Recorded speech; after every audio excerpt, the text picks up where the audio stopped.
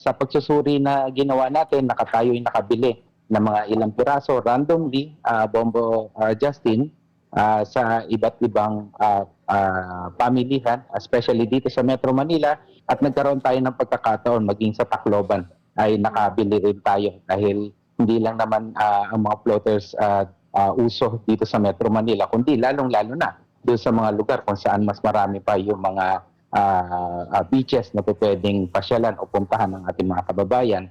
At sumuri nga tayo dito at yun nga po, na-discover natin na nagtataglay ang mga ito ng tatlong klase ng chemical na delikado, lalong-lalo na sa kalusugan ng ating mga anak. Particularly yung lead, nakita natin dito, may presence din ito ng mercury at maging ng cadmium.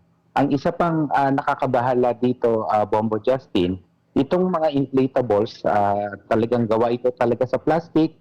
At itong mga plastic na to ay talagang meron tinatawag na polyvinyl chloride or PVC. Kaya ito malambot, madaling hanginan, o madaling lagyan ng hangin. Nakakabahala ito dahil nga sa una, ang presence ng ganitong mga chemicals ay una, pinagbabawal yan dito sa ating bansa. Meron na tayong regulasyon yan. Itong mga nasuri natin, lagpas talaga ito maging dun sa international standard at lalong-lalo na dito sa ating bansa. Kaya po naglabas tayo ng abiso sa ating mga kababayan na maging maingat sa pagbili nito, lalong-lalo na yung ating mga chikiting ang gagamit nito. Isipin na lang po natin, Bombo Justin, no?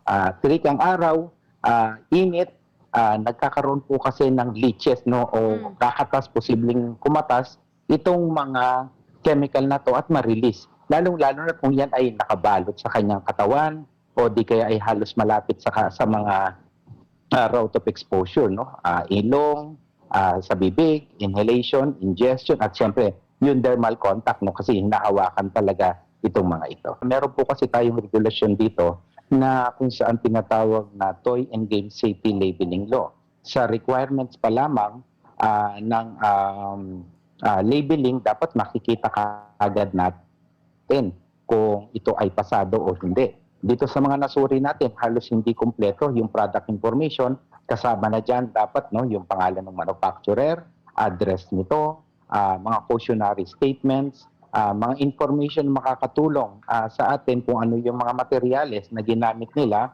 Kasama na din po dyan dapat pati yung age grading. So hindi po ibig sabihin pag minabili tayo ng inflatable, swimming floaters, ay ipapagamit na lang natin basta-basta sa ating anak. Mainam talaga na may siguro ng ating pamahalaan na itong mga pumapasok ng mga produktong ito, dahil meron na po tayong regulasyon dito sa ating bansa, lalong-lalo na sa labeling, dapat po kumpleto yung product information. Pag hinaluan kasi ng ganitong klase ng chemical katulad ng phthalates, ay ito po ay endocrine disrupting chemical. So yung hormonal imbalance po ay maaapektuhan, no?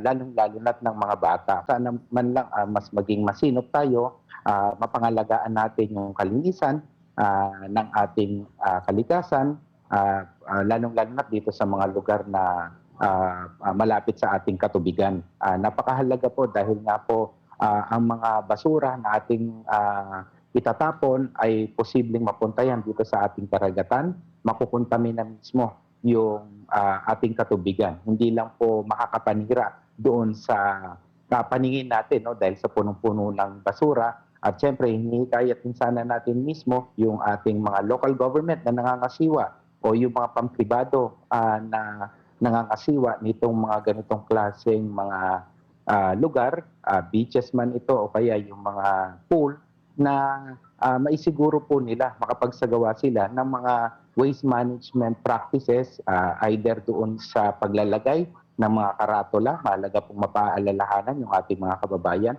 Ikalawa, yung presence po ng mga waste bin, kung saan pwede nilang paglagyan yung kanilang mga panapon. Mahalaga po na mapanatili natin yung ating kalinisan para rin po sa kaayusan ng ating kapaligiran.